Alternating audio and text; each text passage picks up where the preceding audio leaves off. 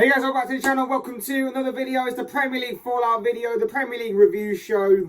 This time around, we're going to be looking back at obviously the games that have took place this past weekend in the latest round of Premier League fixtures that threw up some big and exciting and some incredible goals, and also a lot of talking points and a lot of things to kind of digest, analyze, and talk about within this past weekend's round of Premier League fixtures that we're going to dive into right here in this video. But before we get into all of that, I would like to remind you, please like the video and also subscribe if you're new. Both things will always be greatly appreciated. And for now, let's get into the video. And there's only one place to start with, really, and that is at the City Ground, where Nottingham Forest and Tottenham played out the final game of this round of Premier League fixtures.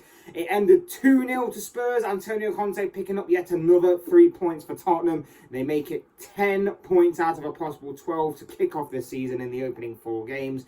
A great victory for Tottenham. Harry Kane scored a brace. He was the difference maker on the day, getting both goals, one in each half, as Spurs continue their very strong start to the season. But I gotta say, it was a little fortunate. It was a little bit fortunate, and the performance wasn't entirely convincing. I thought Forest looked very good. I thought that their build-up play, the way they interlink, the way they pass and move, I thought their quick counter-attacking display as well at times was very good and very exciting and fun to watch. But the problem with them is that they just couldn't finish their chances when the opportunities fell to them. They couldn't make Hugo Lloris work enough. They had plenty of opportunities, but they just couldn't hit the target or take them when it mattered most. And that was a difference maker on the day, because of course you give Harry Kane the kind of chances that Forest were creating, and Kane would take them or take the majority of them very well. And like I say, that's what the difference maker was, because Kane went on to score in the opening 5 minutes of the game. Kane went on to round the game off and put the game to bed 10 minutes from time, with scoring Tottenham's second. He also could have actually had a hat-trick in this game had he not missed his penalty that Dean Henderson was equal to. So, you know, mixed kind of afternoon, I guess. He was kicking himself that he didn't get that hat-trick. But at the same time, still a very good performance from Harry Kane. A couple more goals under his belt. And, of course, if you're a fantasy football manager and you had him in your team and you also captained him today, like myself, then, of course, you're loving that kind of performance from him yet again today. But for Forest, like I say, they went into this with no fear. They were very, very good. They just couldn't take their chances. And I think that you'll see a lot more of that going forward from Steve Cooper's side. I think you'll see a lot more of this no fear display. Yes, they do look rather open when teams attack them, but they can cause opposition defences for some problems themselves. And I think that is what you'll see more of from this Forest side going forward. Take Wednesday, for example. Wednesday, they go and face Manchester City. And, you know, City conceded a couple of goals this week that we'll talk about later. They also conceded 3 last week to Newcastle. So City aren't indestructible defensively, shall we say. I think Forest can cause them problems. And now, obviously, City can definitely cause Forest some problems defensively. It's going to be interesting to see how Forest deal with Erling Haaland, who is in some fine form right now. But for Forest, if they can start taking a few of their chances, they can definitely start picking up some very, very good results. It's just unfortunate that this wasn't to be for them today. As for Spurs, 10 points out of 12. Great record so far. Great start to the season. Of course it is. I think if you'd have offered any Spurs fan that at the beginning of the season, they would have snapped your hand off. But at the same time, the performances haven't been there. The performances have not been... I've not been entirely convinced with Spurs in terms of their performance level. And I think that, you know, they got lucky with a draw against Chelsea. They weren't entirely convincing again last week when they were facing Wolves. They were very good on the opening day against Southampton, but, you know, it's kind of Southampton, with all due respect. This game, again, not entirely convincing. They were solid defensively enough. I guess you'd say. They were penned back into their own penalty area for a large part of the game. But yeah, they just weren't entirely convincing. And Son Heung-min in particular, don't like to single anybody out, but Son Heung-min's been a little bit off the boil so far this season. And I think that might be a little bit cause for concern if you're Tottenham. Not right now, of course, when the results are good. But let's say the goals maybe dry up for 1 or 2 games here and there for Kane. Son's not firing. Kulusevski may not be firing. Richarlison. So it might just be a little bit cause for concern, but maybe it's just overthinking it a little bit as of right now. But like I say, a very good result for Spurs. Unfortunate for Forest, they could take a lot of positives from their performance, but from the result, obviously, not that great. But at the same time, like I say, a lot of positives to take from that performance. A very good win for Spurs. Also today, we saw Wolves against Newcastle end 1-1. Pretty feisty and interesting game, this one. I thought Wolves played particularly very well. I thought Newcastle were clearly missing some key players. The likes of Bruno Guimaraes in midfield was missing. They had no Callum Wilson. We didn't get to see the debut of Alexander Isak either. So it was a few changes that had to be made on the Newcastle side. But having said that, there were 2 very, very good goals on display in this game. The first came for Wolves. Wolves opened the scoring. Ruben Neves, who I thought was unplayable today. I thought he was absolutely fantastic in the middle of the pitch for Wolves. Definitely my man of the match in this game. The range of passing he displayed consistently and frequently was incredible. He was just pinging balls out left, right and centre. There was one in the first half. He just plays this unbelievable diagonal over to the right-hand side, and Wolves really should have probably scored from it. But it wasn't to be at that point. But he rounded off his performance with a fantastic goal. The typical Ruben Neves stunner from outside the box. Typical Ruben Neves style, that one. And it seemed like that was going to win the game until in the dying moments of the game where Alan Saint-Maximin produced a stunner of his own, catching the ball perfectly and firing into the corner. A fantastic goal for him. It'll be interesting to see where these two sides go from here. It'll be interesting to see what happens with Ruben Neves as well.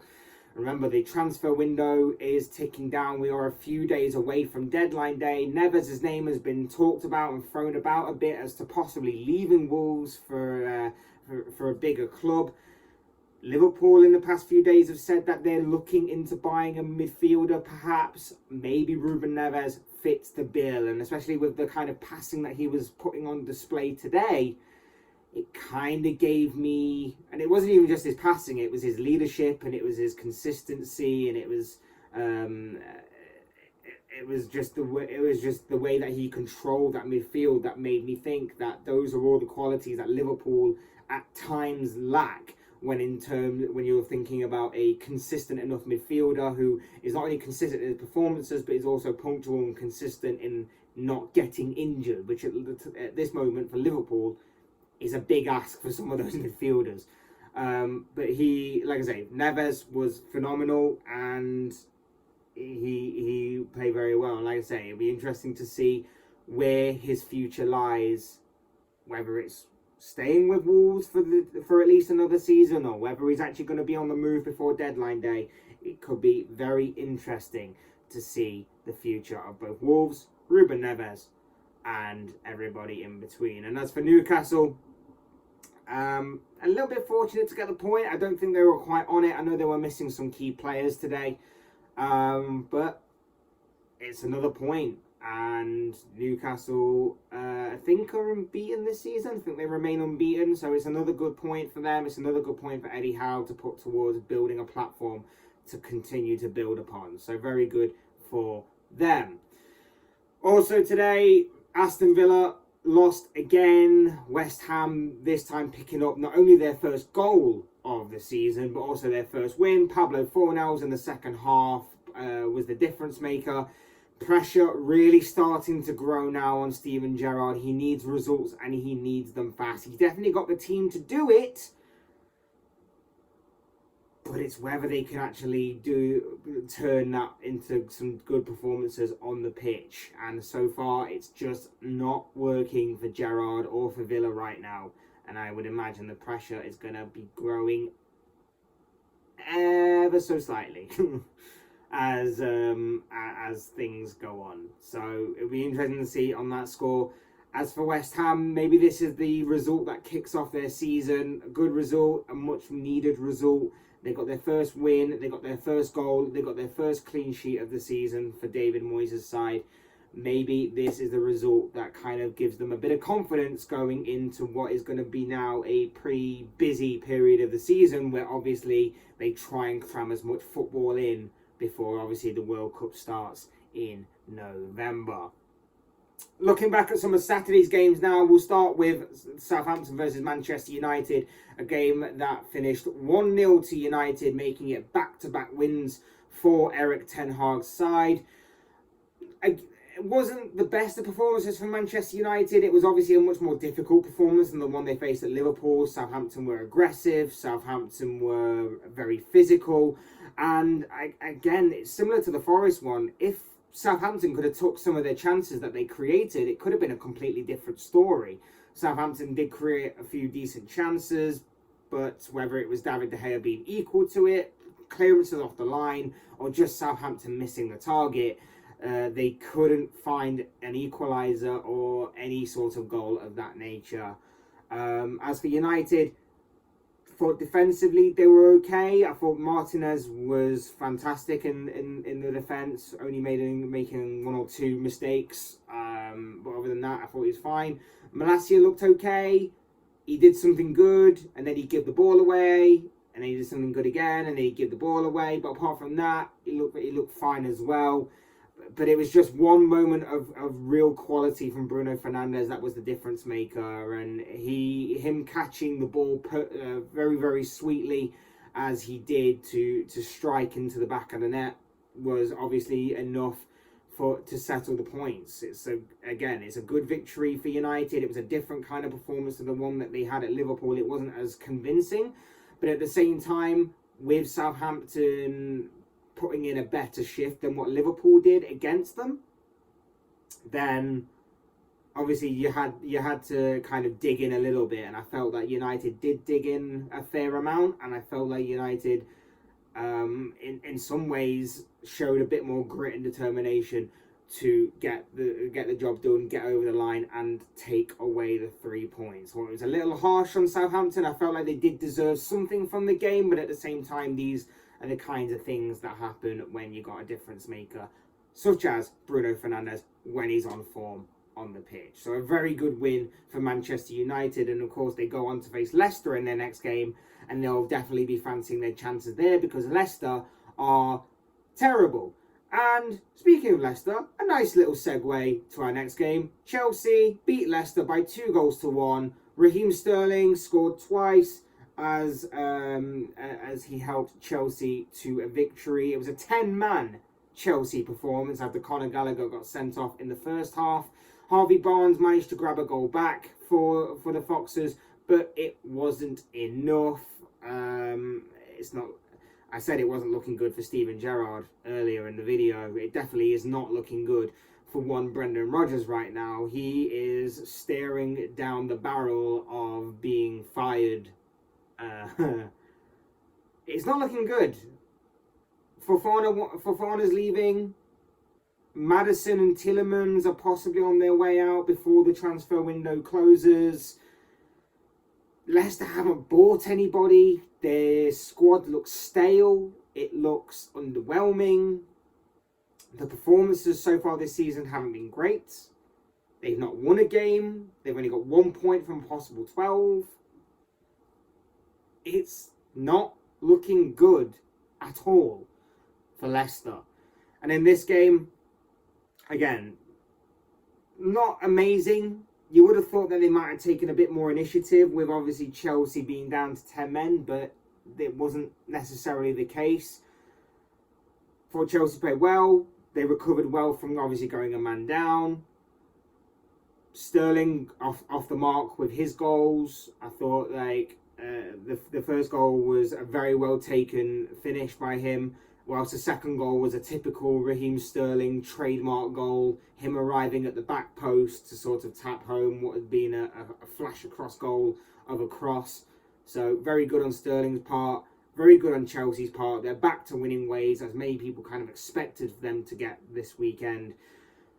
But it's not looking good for Brendan Rodgers or for Leicester right now. And like I say, Thursday's game against Man United is going to be massive for them. And it's going to be massive for Brendan Rodgers. And obviously, even before that, when the transfer window is going to be closing, can they bring in someone who's going to breathe new life into this team? Or can they bring in a couple of people that's going to be breathing new life into this team? Because that's what they need right now. They need new blood, fresh ideas.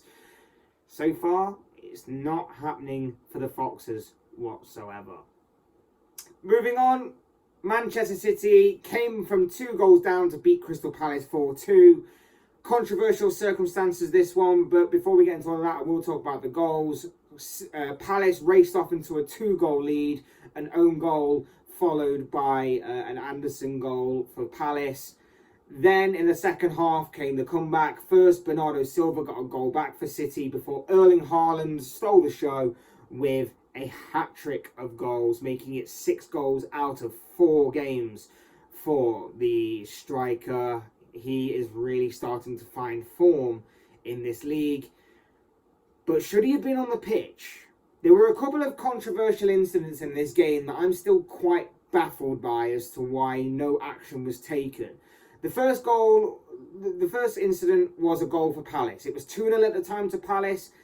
Ederson rolls the ball out to a Crystal Palace player for some reason, and the Palace player sticks the ball into the back of the net, but the referee disallows the goal for a free kick to City. It doesn't make any sense.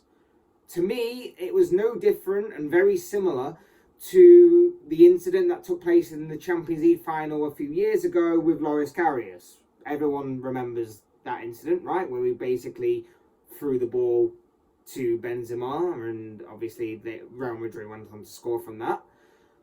That, to me, is no different. But for some reason, because it happened to City, the goal got ruled out. I don't understand why.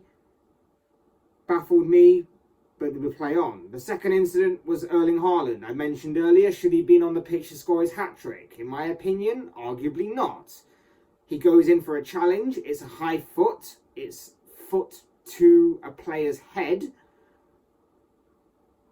And there's no punishment for that.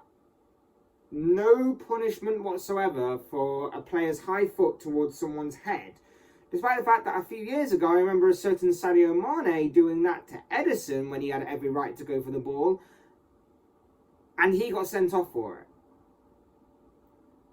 There have probably been other challenges like that, but that's the one that just sticks out in my mind. Baffling to me that nothing was done. City, I think, got away with one a little bit here in this game. I knew that Palace would give them a tough game because that's what Palace do to City. I did mention in my preview that they are a bit of a dodgy side for City to face. And for the most part, again, that proved to be the case. But obviously, in the end, the quality of City, the quality of Erling Haaland proved too much for Palace to handle in the end. They couldn't quite handle the pressure of going 2-0 up very early on. It seemed to wither as the game wore on. And that is exactly what happened. But 2 very controversial moments. Of course, it's a very good win for City. And again, proves their mental strength of coming back from 2 goals down to win 4-2 in the second half. But at the same time, it's a little bit dodgy. It's a little bit dodgy in my opinion that those 2 things that seem to definitely should have gone in Palace's favour didn't.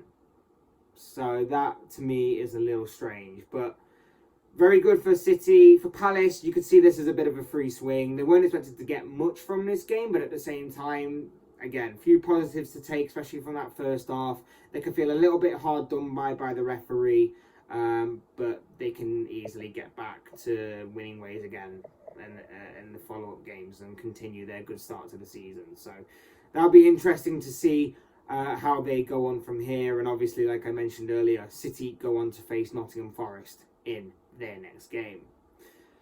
Brighton beat Leeds by a 0-0. Brighton dominated this game. They had the better of the chances. They just, again, couldn't take them.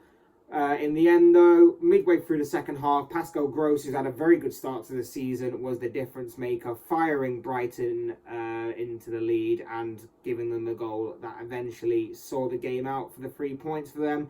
Again, another good win for Brighton, another good 3 points for Graham Potter's side. They remain unbeaten this season. You could have expected this because obviously how well Leeds played last week against Chelsea. You see this regularly. A team plays very well against a very good team like Chelsea.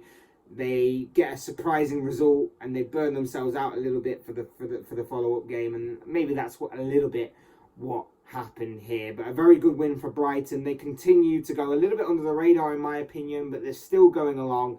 Graham Potter, great manager, got his team playing very, very well, and it's going to be interesting to see how they progress from here. Also, what happened Saturday? Brentford won, Everton won. Anthony Gordon scored for Everton. You do fear what Everton are going to be if he does leave by the end of the transfer window. Like, I'm not his biggest fan. I still think he's got a lot to prove. He definitely is not worth 60 million. Or whatever it is they're talking about as to being the mad transfer fee that might be taking him to Chelsea. But in saying that, in the 4 games that I've seen Everton play, he's been the only bright player, the bright spark in this Toffee side. And again, he got in the goal that started things off on Saturday. And I just feel like if he goes, I don't really know what else Everton have past that point. So that's going to be interesting to see how Everton deal with that and how Everton cope with that, or whether they've got someone lined up to replace him instantly. That's going to be intriguing to find out. As the game wore on, Brentford, I think, hit the post on 3 or 4 occasions. They really did pepper the Everton goal, and again, were very unfortunate not to come away with possibly more. But in the end, Vitaly Janelt got the equalising goal for Brentford. Well taken goal, and Brentford and Everton share the points there. Again, like I said last week, Brentford looking for a kind of middle of the road kind of finish. They'll surprise a few teams. They'll surprise themselves by dropping some points in probably some games that maybe they shouldn't. But again, kind of a little bit of poor finishing in this game kind of let the bees down a little. Penultimate game saw Arsenal and Fulham battle in the London derby in what was the Saturday evening game. Arsenal, I thought, this was another game in which Arsenal battled with another challenge. I think whether you look at the games that previously, I think each of them has had a separate sort of challenge for and an obstacle for Arsenal to overcome. And this one was the same. This time Fulham went ahead and Arsenal had to battle back. A mistake from Gabriel allowed Mitrovic in, and Mitrovic finished very well. You do feel that with Mitrovic the bubble is going to burst at some point. You do feel like so far people have, including myself, have written him off in the Premier League, and maybe he's not as good as what he actually is. I do feel like for right now it's good, but we've seen players arrive from the Championship, do really well initially, and then just sort of dwindle and die off a little bit. And I feel like with Mitrovic that could possibly be the same thing again. And talking about that similar sort of concept, I feel like with Fulham it might be similar again. I know they started the season off very well, and I know they gave Arsenal a bit of a run for their money, but I do feel like maybe they're putting a bit too much energy into the start of the season, and it's going to be interesting to see if they can maintain the sort of high standard that they've set and the kind of performances and the high energy that they've set for themselves throughout the season. So that will be interesting to see how they go about that. But Arsenal need to get back into the game, and it was their skipper who did that. Martin Odegaard got them back into the game, a deflected strike finding the back of the net before Arsenal went and found a winner. Gabriel making amends for his earlier mistake, going from 0 to hero. He found the back of the net and gave the 3 points to Arsenal. A great victory for Arsenal. They're the only team in the Premier League to remain perfect. 4 wins out of 4 games. Another tough game that they managed to overcome and conquer. Things are looking really good for Arsenal right now. Things are looking really, really good. Another couple of good performances in there, especially from the likes of, I thought Tierney was good. I thought Gabriel Jesus again put in another influential and free display. I thought he was very good. Martinelli's set pieces were a little bit meh, but I thought he was lively and I thought he caused a few problems. I thought Saka started to grow more into the game.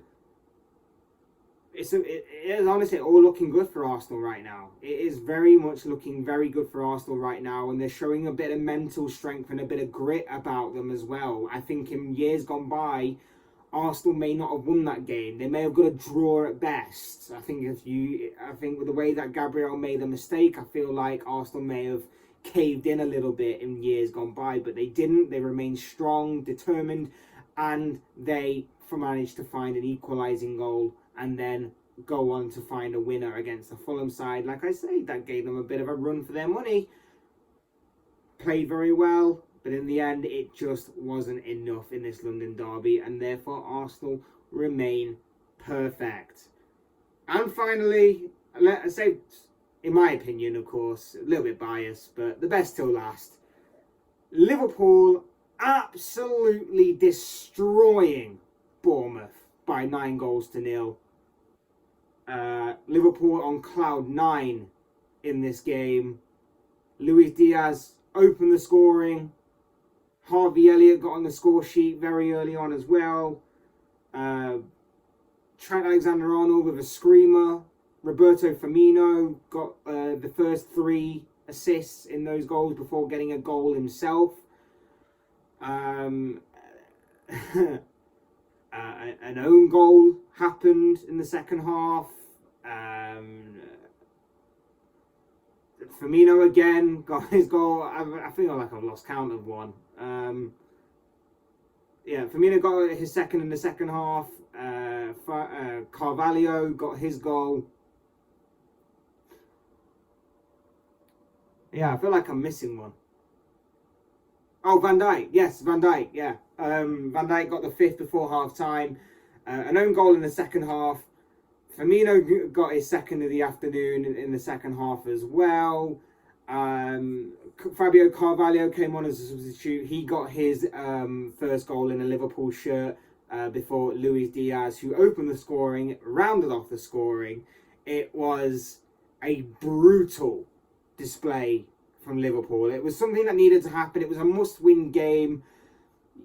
I don't think too many Liverpool fans were massively confident, as daft as it sounds, because of obviously how the poor performances have gone this season, and I include myself in that, of course. I wasn't entirely confident myself. I thought we would win. I didn't think it would be this emphatic, though, of a victory, but it was. It was a perfect display from Liverpool. It will give them a bit of confidence going forward. It will give those forward players some confidence, and the players that obviously have come under a bit of criticism in their first few games all got on the score sheet. The likes of Trent and Diaz and Firmino in particular, I thought was excellent. 3 assists and 2 goals is not a bad day's performance. But we've got to keep it into perspective. We've got to obviously look at it and go, keep it in context, and say that this is Bournemouth. They've been poor so far this season. I know they've had a very, very bad start to the season, going against City, going against Arsenal, and then going against Liverpool. But they were very much the Simpsons meme of stop, he's already dead. Kind of gif. So that was how I would sum up this game. It was it was a perfect performance from Liverpool, but they've got to keep it into perspective that take the positives from this game, take the confidence from this game that this team can do it, take all of the good stuff and just keep it in moderation and go again in the next game. And the next game is against Newcastle, so you know it's going to be a good game. You know that obviously Newcastle are going to be with all due respect to Bournemouth, going to be a bit more of a tougher challenge than what Bournemouth proved to be in this game. But yeah, I can't fault the performance. I can't fault the victory. You've got to beat what's in front of you. And, you know, not even City managed to get 9 goals. So, Liverpool were excellent. The performances were great. Everything about Saturday was perfect, apart from the fact we didn't get double figures. No, I'm a perfectionist. I would love double figures. But at the same time, I can't argue with it. All Liverpool have to do is just keep it in moderation, go again in the next game, and just realise it is only Bournemouth. Let's not get too carried away. It's Bournemouth. They're relegation candidates. They're relegation fodder. Just keep it in perspective. And maybe this might be the result that ignites Liverpool's season, kicks things off in a good way.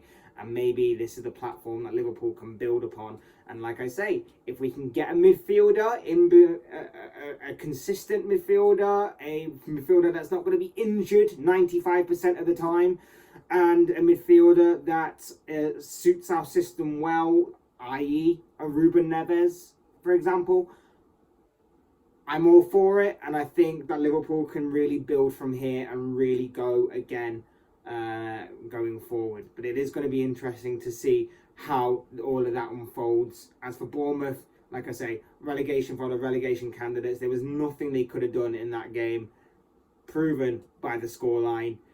You do fear for Scott Parker a little bit, but on the upside, at least they're getting the bad teams out early. So at least they don't have to play Liverpool, Arsenal and City again for a little while. So there is a slight upside to it, and obviously their season will properly begin when they get these kinds of teams out the way and done with. But yes, weekend belongs to Liverpool, an emphatic 9-0 victory. But as I always say, these are just the thoughts, comments, opinions, predictions, whatever you want to call it, of this guy. I want to know what you guys think. What did you make of this past weekend's round of Premier League fixtures? What did you make of the results, the performances, the talking points that I've all talked about? I'd love to know your own thoughts, comments, opinions, predictions, feelings, whatever you want to call it, down below in the comment section, because I'm sure it will make for interesting reading. Otherwise, hit the like button on the way out if you enjoy the video. Subscribe if you're new and want to see more content like this. Both things are always and forever be greatly appreciated. And as always, thank you all so much for watching and listening. I'm Fletch. This has been another Premier League Fallout show. I'll see you and speak to you all again soon in another video.